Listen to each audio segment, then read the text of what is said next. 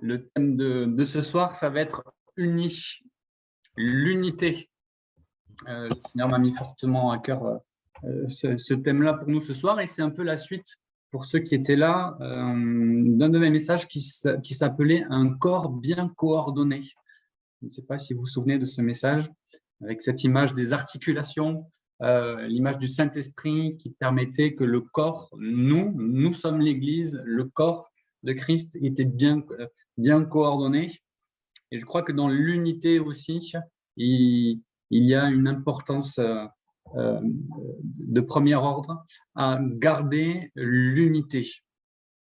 Et on va lire dans Éphésiens au chapitre 4, et on va lire les 3 premiers versets. Éphésiens chapitre 4. C'est Paul qui parle. « Moi qui suis prisonnier à cause du Seigneur, je vous demande donc instamment de vous conduire d'une manière digne de l'appel qui vous a été adressé.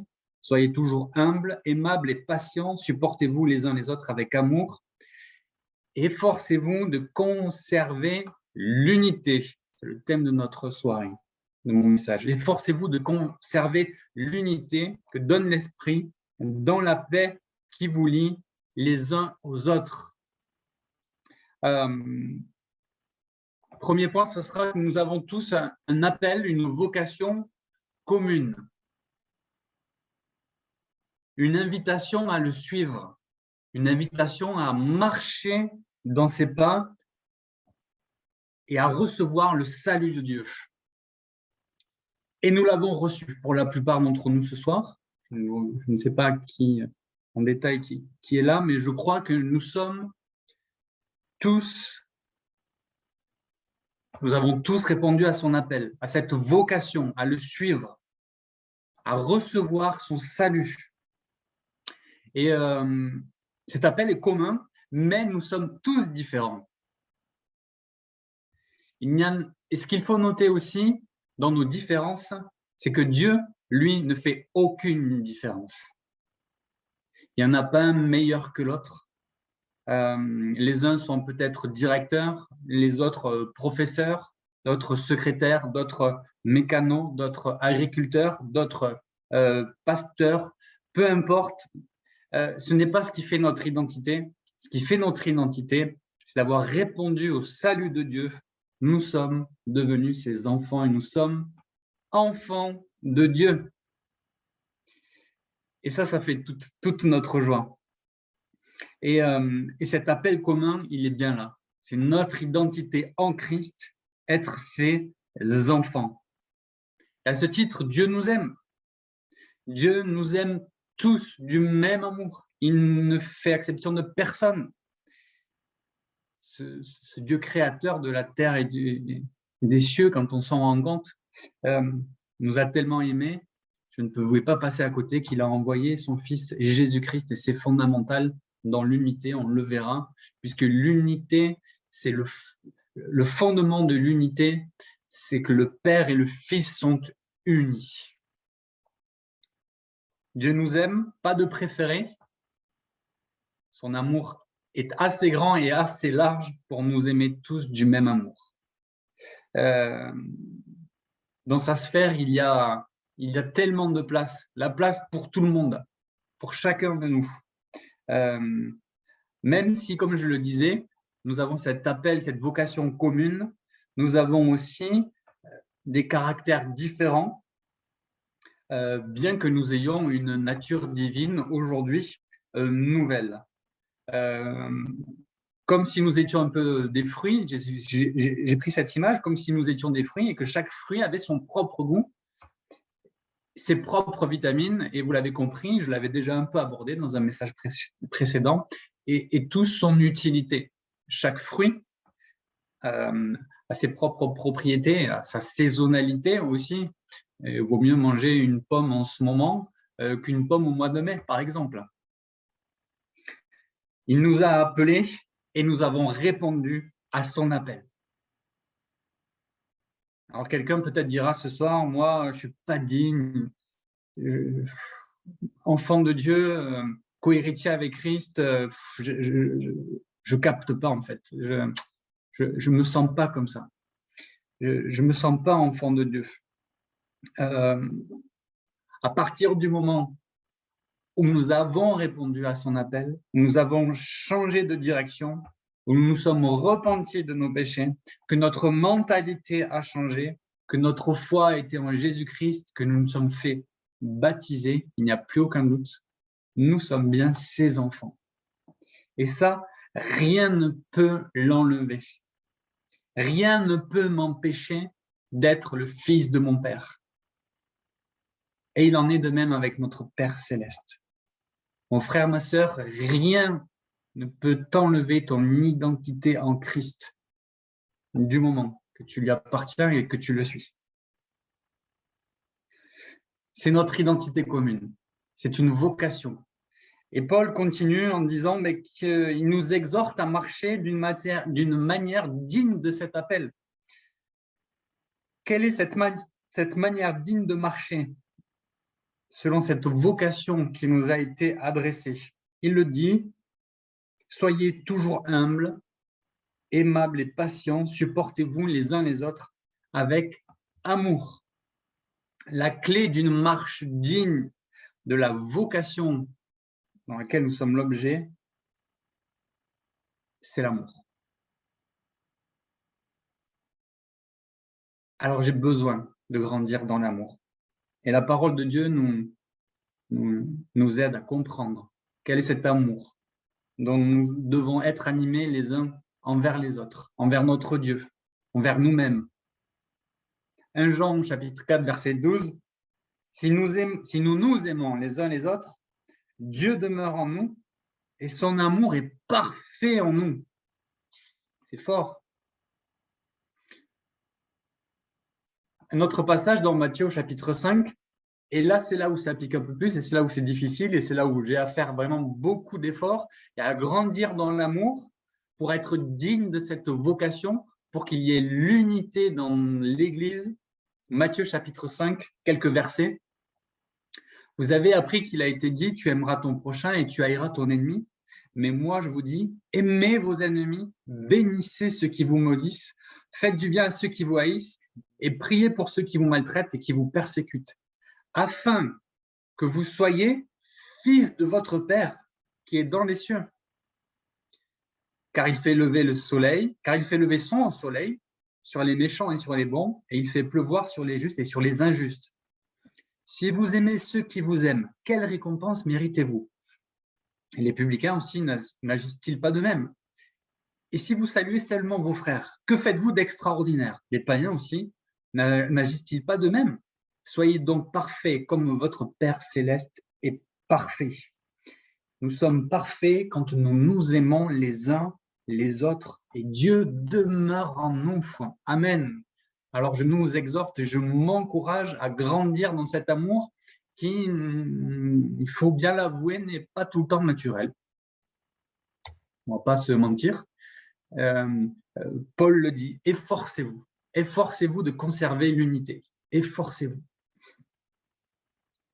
Il y a une autre manière digne de se comporter de notre appel, de notre vocation d'enfant de Dieu. C'est dans Philippiens au chapitre 1, verset 7 qu'on trouve. Conduisez-vous d'une manière digne de l'évangile de Christ, afin que, soit que je vienne vous voir, soit que je reste absent, c'est toujours Paul, j'entends de dire de vous que vous demeurez ferme dans un même esprit, combattant d'une même âme pour la foi de l'évangile. Tiens donc, on retrouve l'unité. Même esprit, même âme pour la foi de l'évangile. La foi, la proclamation de la bonne nouvelle, notre témoignage commun est plus important que tout.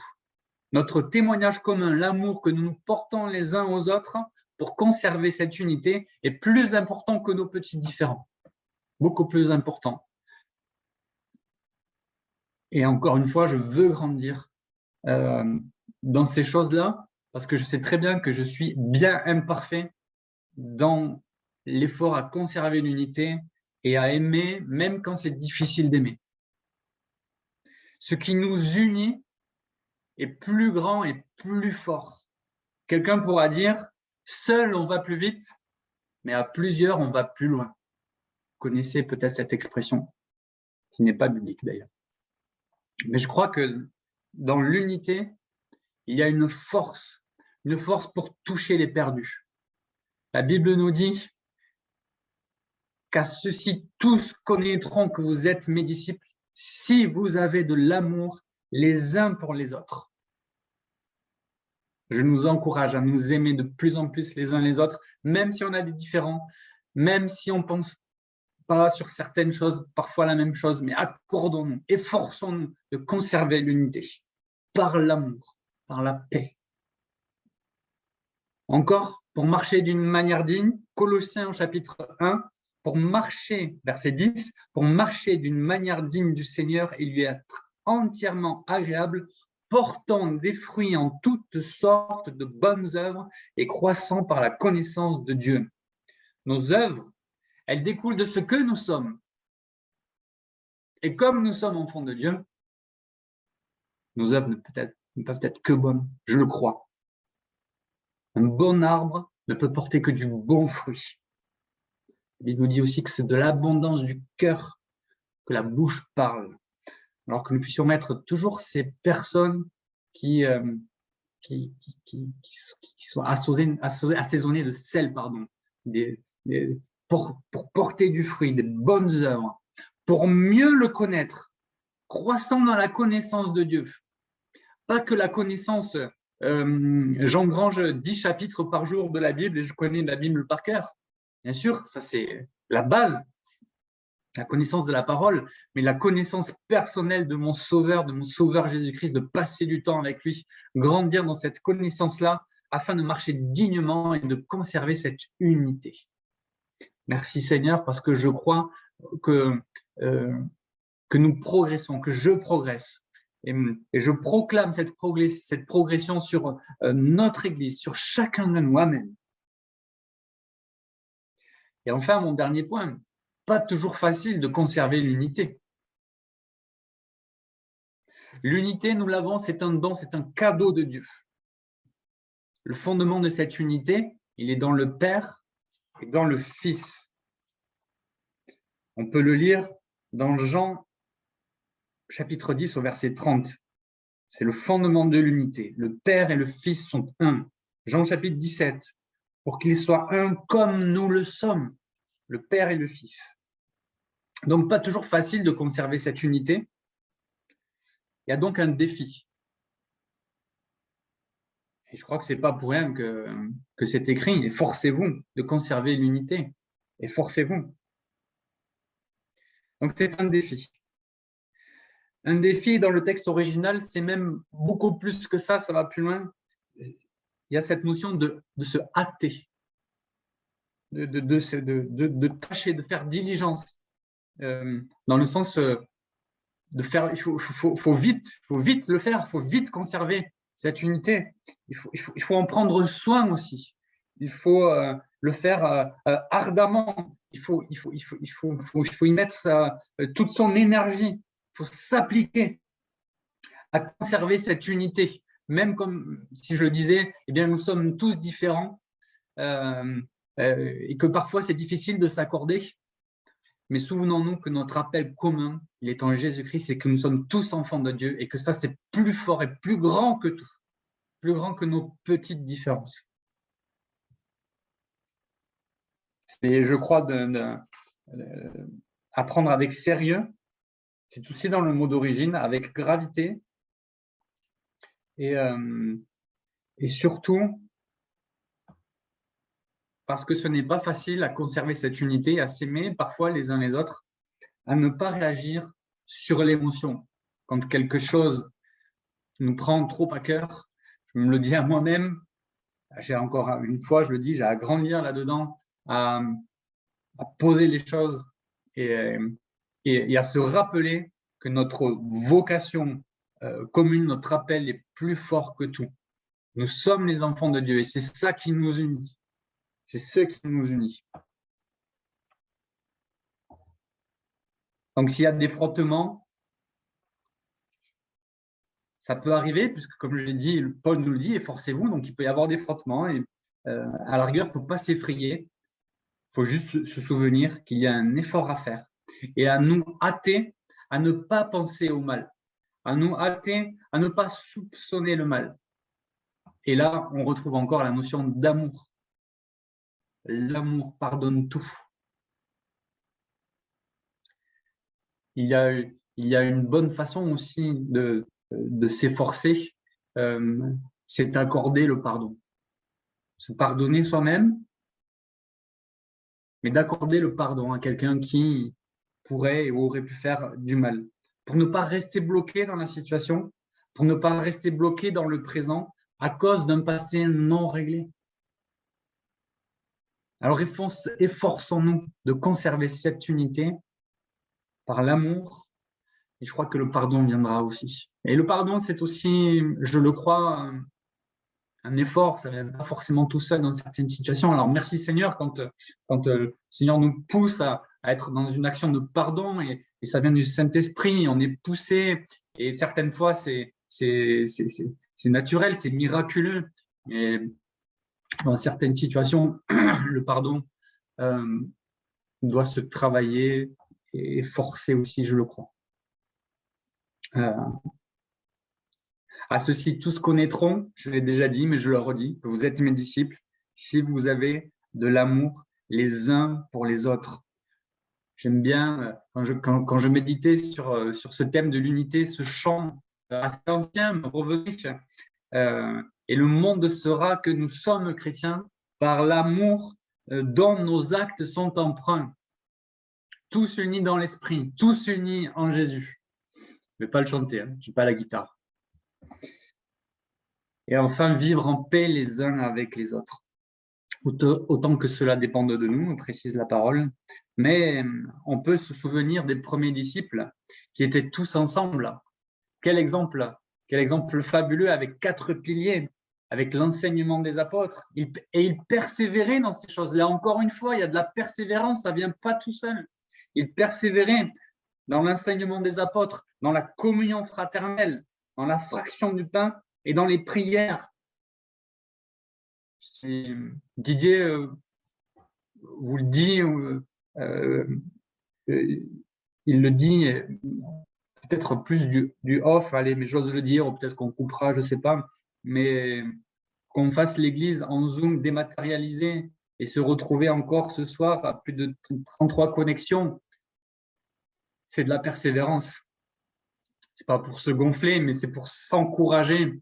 Merci Seigneur, parce que l'Église de Montauban est persévère dans la communion fraternelle et dans les prières, même si on n'a pas de bâtiment. Alors quand on va avoir ce bâtiment, je le crois, Seigneur prépare de belles choses, de très belles choses. Alors on continue, on s'encourage les uns les autres à rester unis, à prier les uns pour les autres. On persévère à écouter la parole de Dieu. On persévère dans la communion, dans la fraction du pain et dans les prières comme nous allons le faire dans quelques instants pour tous nos sujets de prière. Et enfin, en conclusion, on peut considérer l'extrême importance de l'unité entre croyants puisque Jésus lui-même, avant de mourir, en fait la prière pour nous aujourd'hui. Il fait cette prière dans Jean 17. Ce n'est pas pour eux seulement que je prie, pour ses disciples, mais pour nous aujourd'hui. Mais encore pour ceux qui croiront en moi par leur parole, afin que tous soient un, comme toi, Père, tu es en moi et comme je suis en toi, afin qu'eux aussi soient un en nous, pour que le monde croie que tu m'as envoyé. Le but ultime de l'unité, c'est très bien de s'aimer les uns les autres et de conserver cette unité, mais le but ultime de cette unité, c'est que le monde croit que Dieu a envoyé Jésus sur terre et qu'il puisse se tourner vers lui. Amen. À ceux-ci, tous connaîtront que vous êtes mes disciples si vous avez de l'amour les uns pour les autres. Alors, efforçons-nous à garder cette unité, efforçons-nous de conserver l'unité que donne l'Esprit dans la paix, qui nous lie les uns aux autres. On peut peut-être prier dans ce sens-là pendant nos prières pour nous encourager, pour nous efforcer à conserver cette unité, à nous aimer les uns les autres pour que le monde croie au Seigneur Jésus. Amen. Amen. Mon Dieu, mon Père, je te loue de tout mon cœur. Je suis tellement reconnaissant de voir une Église unie encore ce soir pour te prier, pour persévérer dans la prière, pour persévérer dans la communion fraternelle. Seigneur, unis-nous tous. Père, unis-nous tous. Que le monde croie à ton amour. Oh mon Dieu, nous voulons faire ces efforts à conserver l'unité, à nous aimer les uns les autres, à nous pardonner les uns les autres, Seigneur Jésus. Ton amour est plus fort que tout. Je veux te connaître de mieux en mieux. Je veux apprendre de toi. Je veux croître, oui, dans ta connaissance, croître dans l'amour. Seigneur Jésus, aide-nous encore à progresser toujours, à ne pas rester sur nos lauriers, mais à prendre garde de ne pas tomber, à toujours rester debout et être unis les uns les autres, Seigneur Jésus, pour que le monde croie à ton amour, que nous sommes tes disciples. Et merci encore pour ces liens qui nous unissent, alors que maintenant nous allons prier les uns pour les autres, Seigneur Jésus. Que ton nom soit béni. Amen, amen, amen.